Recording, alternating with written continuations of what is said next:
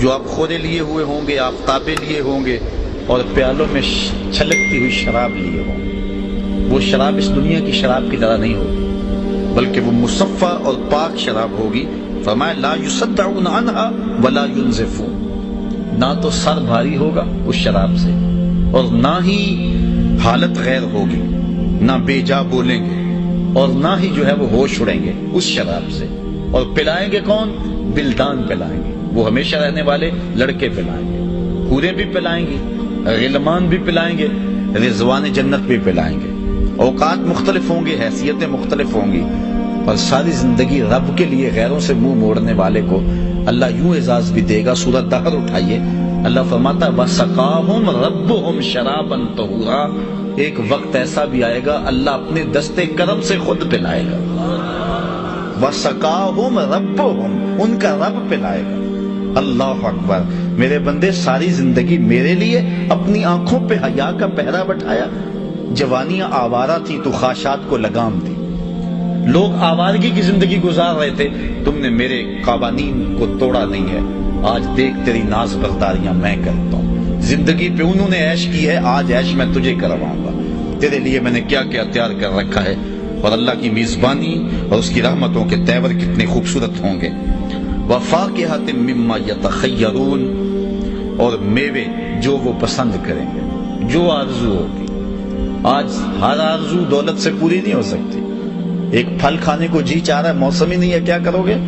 لیکن جنت میں ایسا نہیں ہوگا، ادھر آرزو ہوگی، ادھر شاخ لٹک کے منہ کے قریب آ جائے۔ اللہ اکبر، آگے ارشاد فرمایا وَلَحْمِ طَيْرٍ مِّمَّا يَشْتَهُونَ، اور گوشت جانوروں کا جو وہ پسند کریں، جس جانور کا پسند کریں گے وہ گوشت ان کو مہیا ہو۔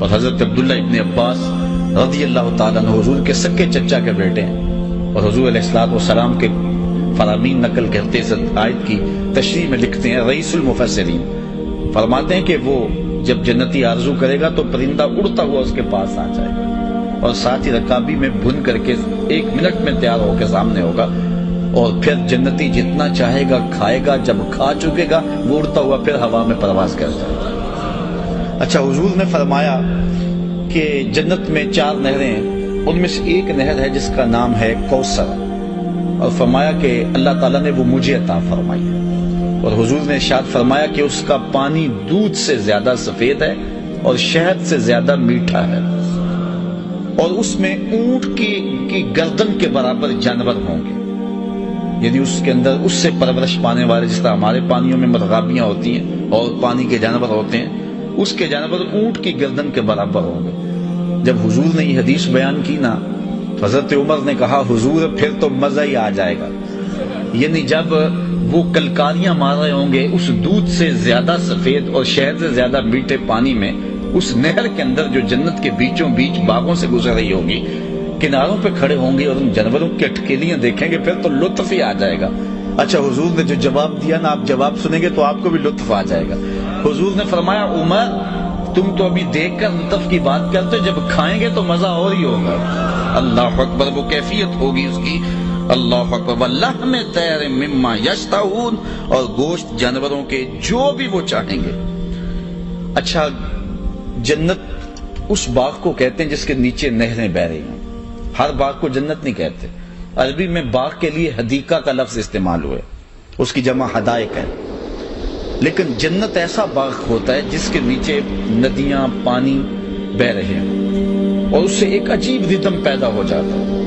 یہ دلی کا جو لال قلعہ تھا، اس میں جمنا سے ایک نہر نکال کر کے لائی گئی تھی، اور چھوٹی چھوٹی نالیوں کے اندر اس پورے محل کے اندر اس کو گردش کروا کے پھر واپس جمنا بھیج دیا گیا تھا، اور ایک عجیب ردم پیدا ہوتا تھا۔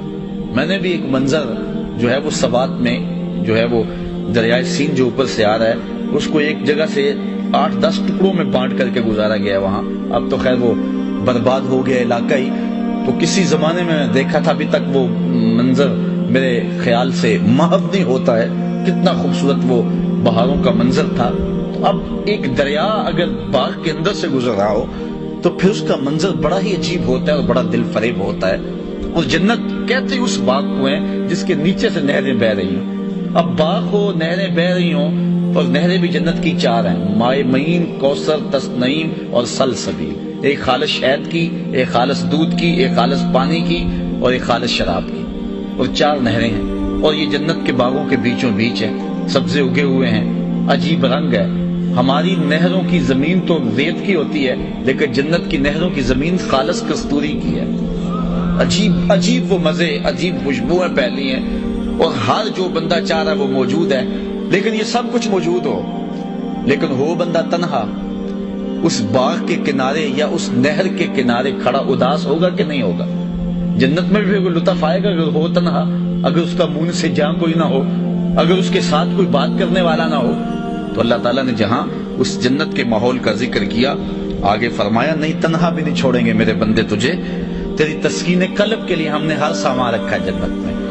وحور عین کامثال اللؤلؤ المکنون، کشادہ چشم بیویاں ہوں گی، حوریں ہوں گی، اور کتنی پاکیزہ ہوں گی کہ جس طرح ڈبیا سے ابھی موتی نکالے گئے ہوں اور چھپے ہوئے ہوں، کسی نگاہ نے نہ دیکھا ہو، سورج کی کرن بھی نہ پڑی ہو، جس طرح تقدس مآب اور پاکیزہ موتی ہوتے ہیں، ان حوروں کو اس جنتی کے علاوہ کسی نے پہلے دیکھا ہی نہیں ہوگا۔ اور یہی مرد کی سب سے عظیم خواہش ہے جس کی فطرت بیدار ہے کہ میری بیوی ایسی ہو کہ جو شبنم سے بھی پاک ہو، تر جو ہے گلے تر ایسا ہو کہ جس کو شبنم میں نہ چھوا ہوا ہو۔ ہر شخص کی یہ آرزو ہے کہ تقدس مآب ہو، پاکیزہ تر ہو۔ تو اب جنت میں اللہ تعالیٰ جل شانہ جنتی کو یہ اعزاز دے گا کہ ایک طرف اس کے لیے بہاریں، عالی نصب کھانے اور سونے چاندی کے تاروں سے مرصع بچھونے، اور پھر اس کے لیے پاکیزہ صفت بیویاں۔ حضور علیہ السلام نے فرمایا کہ حور اگر زمین کی طرف منہ کر کے مسکرا دے، زمین آسمان کے درمیان جتنا خلا ہے یہ روشنی سے بھر جائے، اور اگر وہ سمندر میں تھوک دے تو 7 سمندر شہد سے زیادہ میٹھے ہو جائیں۔ یہ اس کا جمال ہے، اور اس نے 70 جوڑے پہنے ہوئے ہوں گے، اس کے باوجود اس کی پنڈلی کے اندر سے، اس کی ہڈی کے اندر جو گودا ہے وہ بھی چھلکتا ہوا جنتی کو دکھائی دے گا۔ اللہ تعالیٰ نے یہ جنتی کے لیے تیار کیا، میرے بندے تو نے میرے لیے میرے حکم کی تعمیل کے لیے اپنی خواہشات سے منہ موڑا۔ حضور فرماتے ہیں وَرَجُلٌ دَعَتْهُ امْرَأَةٌ ذَاتُ مَنْصَبٍ وَجَمَالٍ فَقَالَ إِنِّي أَخَافُ اللَّهَ، وہ شخص جس کو کسی عورت نے دعوت گناہ دی، اور وہ عورت معمولی نہیں تھی، اس کی ایک ایک ادا سے سورج طلوع ہوتا تھا، اس خوب روح عالی مرتبت خاتون نے اس کو دعوت گناہ دی، اور اس نے کیا کہا؟ انی اخاف اللہ، میں بھی تیری بات کیسے مانوں، رب کا ڈر لگتا ہے۔ حضور فرمایا یہ کہہ کے قدموں میں بچھتے ہوئے حسن کی پیشکش کو جس شخص نے ٹھکرا دیا، کل قیامت کے دن اللہ اپنے عرش کا اسے سایہ عطا فرمائے گا۔ آج اگر ہم اپنی خواہشات کو قابو کرتے ہیں، اپنی آرزوؤں پر پہرے بٹھاتے ہیں، مشکل بڑا ہے۔ جبکہ بے حیائی کی ہوا چل رہی ہو، جبکہ ماحول کے اندر گندگی اور غلاظت گھول دی گئی ہو، جبکہ آنکھوں کے زنا کو برا نہ سمجھا جانے لگا ہو، جبکہ معاشرے کے اندر بد کرداری عیب نہ رہا ہو، تو اگر کوئی پاکیزہ صفت شخص اس زمانے میں بھی اپنی آبرو کا پہرا دے اور اپنے حیا کی حفاظت کرے، تو پھر جو اعزاز رکھا ہے، جو عزت رب نے رکھی ہے، وہ چھوٹی نہیں ہے، وہ بہت بڑی عزت ہے اور وہ بہت بڑا نور ہے۔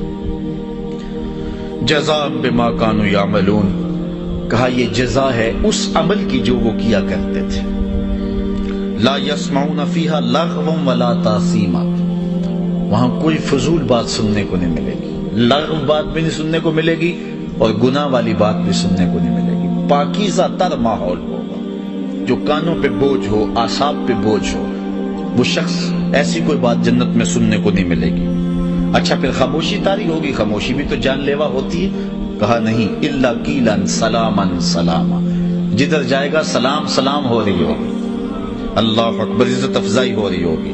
یہ ہیں الصحابہ، یہ السابقون۔ اب اصحاب یمین کی کہانی، میں بات کو مختصر کرتا ہوں صرف ترجمے پر اور مختصر تشریح پہ اکتفا کرتا ہوں۔ واصحاب الیمین، اور دائیں ہاتھ والے، ما اصحاب الیمین، کیا شان ہے دائیں ہاتھ والوں کی۔ فی صدر مخضود، بے کانٹے بیریوں میں ہوں گے۔ سب سے افضل درخت بیری کا ہے، پھر کھجور کا ہے، پھر آگے چلتے ہیں۔ لیکن ہماری بیریوں میں کانٹے ہوتے ہیں، لیکن وہاں بیریوں میں کانٹے نہیں ہوں گے، اور اتنی ضخیم اور بڑی ہوں گی کہ 500 سال تک تازی گھوڑا سر پٹ دوڑتا رہے، سایہ ہی ختم نہیں ہوگا۔ اتنی بڑی جنت ہے۔ ایک بار سبحان اللہ کہیں تو آپ نے علماء سے سنا ہے نا کہ جنت میں ایک درخت لگ جاتا ہے۔ حضرت آدم علیہ السلام سے لے کر آج تک اور آج سے لے کر قیامت تک کتنے مسلمان گزریں گے، سب کہہ رہے ہیں سبحان اللہ، کتنی جنت میں درخت لگیں گے، اور ایک درخت اتنا بڑا، پھر جنت کتنی بڑی ہوگی، اب تصور ہی نہیں کیا جا سکتا۔ جب بچہ شکم مادر میں ہوتا ہے نا تو 3 تاریکیوں میں ہوتا ہے، جلی کی تاریکی، رحم کی تاریکی، پیٹ کی تاریکی، ٹانگیں بھی سیدھی نہیں کر سکتا ہوتا، لیکن وہ کہتا ہے، وہاں سوچتا ہے اس سے بھی کوئی بڑا جہاں ہو سکتا ہے، شکم مادر میں کہتا ہے۔ لیکن جب ماں کے پیٹ سے باہر آتا ہے تو پھر اسے حیرت ہوتی ہے، میں کیا سوچتا تھا، یہ کائنات ہے، وہ کیا تھی۔ اب اس کائنات کو بڑا سمجھا ہوا، اوڑھنا بچھونا اسے بنا لیا، وہ سمجھتا میں اونچا سا پلازا بنا لوں گا تو میں امر ہو جاؤں گا، اتنی جائیدادیں ہو جائیں گی تو مجھے میرا کچھ بگڑے گا نہیں، اتنا کچھ میرے پاس ہو جائے گا تو شاید جو ہے وہ اسرائیل جھجک کر آئے کہ اس کے پاس تو اتنی دولتیں، اتنا کچھ ہم بنا رہے ہیں، یہ کیا ہے، یہ تھوڑی سی زندگی ہے۔ حضور نے فرمایا میں اس آخری شخص کو جانتا ہوں جو سب سے آخر میں جنت میں جائے گا، جہنم کے رگڑے سہ کے جو سب سے آخر میں جنت میں جائے گا، میں اس کا نام جانتا ہوں۔ اور فرمایا وہ جنت میں جب جائے گا تو جنت میں سب سے کم جگہ اس کے پاس ہوگی، کتنی ہوگی؟ 1 کنال کا پلاٹ ہوگا یا 10 مرلے کا؟ نہیں، صحیح حدیث ہے بخاری کی، حضور علیہ السلام نے فرمایا اس دنیا سے 10 گنا جگہ اس کے پاس ہوگی، جو سب سے آخر میں جائے گا۔ میں کہتا ہوں لوگوں کو مغالطہ لگ گیا ہوا ہے یا پتہ نہیں اللہ کی رحمتوں کا، اور وہ اس دنیا کو اوڑھنا بچھونا بن گئے، 1 انچ کے بدلے آخرت برباد کرتی، دیوار رکھتے ہوئے ہمسائے کے 2 انچ دبا کے بندہ سمجھتا ہے میں نے بڑا کمال کر لیا، لیکن اپنی آخرت برباد کر کے بیٹھ گیا۔ اصل زندگی آخرت کی زندگی ہے، اس کے لیے تیاری کریں، اس کے لیے تیاری کریں۔ تو جنت کے اندر وہ جو بیری ہوگی اس کو اس کا اتنا لمبا سایہ ہوگا 500 سال تک گھوڑا دوڑتا رہے، ختم نہ ہو۔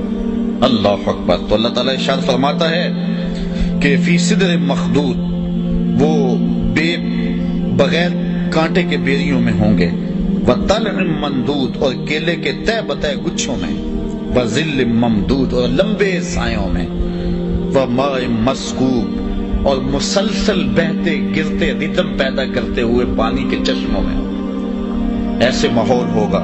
وفاکہۃ کثیرہ، اور میوے بھی بہت ہوں گے، لا مقطوعۃ ولا ممنوع، کہ نہ کاٹے جائیں گے اور نہ ختم ہوں گے اور نہ ہی روکا جائے گا، جتنے مرضی کھاؤ تمہیں تمہارا ہاتھ نہیں کو باندھے گا۔ وفرش مرفوعہ، اور بچھونے بلند ہوں گے، کتنے بلند ہوں گے؟ اللہ اکبر، زمین سے لے کر آسمان تک جتنی بلندی ایک بچھونے کی اتنی اونچائی ہوگی۔ یہاں تو 2-2.5 فٹ کا بیڈ ہوتا ہے نا، اس کی اونچائی اتنی ہوتی ہے نا، 1.5 فٹ کی، 2 فٹ کی، وہ اتنے اونچے ہوں گے۔ اللہ اکبر۔ انا انشاناہن انشاء فجعلناہن ابکارا عربا اترابا، اور صرف وہ خالی بچھونے نہیں ہوں گے، اللہ فرماتا ہے ہم نے تمہارے لیے وہاں عورتیں پیدا کی ہیں اور ان کو جوانی کی دہلیز پہ چڑھایا ہے، اور وہ سہاگ والی ہیں، غیر نے چھوا بھی نہیں ہے، تمہاری ہم عمر بھی ہیں، اور شوہروں سے ٹوٹ کر پیار کرنے والی بھی۔ یہ ساری خوبیاں ان میں ہیں۔ لِأَصْحَابِ الْيَمِينِ، یہ اصحاب یمین کے لیے، سلۃ من الاولین وسلۃ من الآخرین، یہ پچھلوں سے بھی بہت سارے ہیں اور بعد میں آنے ہمارے لیے وہاں عورتیں پیدا کی ہیں اور ان کو جوانی کی دہلیز پہ چڑھایا ہے، اور وہ سہاگ والی ہیں، غیر نے چھوا بھی نہیں ہے، تمہاری ہم عمر بھی ہیں، اور شوہروں سے ٹوٹ کر پیار کرنے والی بھی۔ یہ ساری خوبیاں ان میں ہیں۔ لِأَصْحَابِ الْيَمِينِ، یہ اصحاب یمین کے لیے، سلۃ من الاولین وسلۃ من الآخرین، یہ پچھلوں سے بھی بہت سارے ہیں اور بعد میں آنے والوں میں بھی بہت سارے ہیں۔ تیسرا گروہ، اب سنو تیسرا گروہ، وَأَصْحَابُ الشِّمَالِ، اور بائیں جانب والے۔ ما اصحاب الشمال، کیا برے ہیں بائیں جانب والے۔ فی سموم وحمیم، یہ گرم ہوا کے تھپیڑوں میں ہوں گے اور جلتے اور کھولتے پانی میں ہوں گے۔ وظل من یحموم، اور دھوئیں کے بادل چھائے ہوئے ہوں گے، ان کے سائے تلے ہوں گے۔ لا بارد ولا کریم، جو سایہ نہ ٹھنڈا ہوگا نہ عزت والا ہوگا۔ انہم کانوا قبل ذالک مترفین، بے شک وہ اس سے پہلے نعمتوں میں پلے ہوئے تھے، انہوں نے کبھی دکھ دیکھا ہی نہیں تھا، آسودہ زندگی اور بہاروں والا زمانہ گزارا تھا، کبھی مسجد میں جانے کی زحمت بھی گوارا نہیں کی تھی،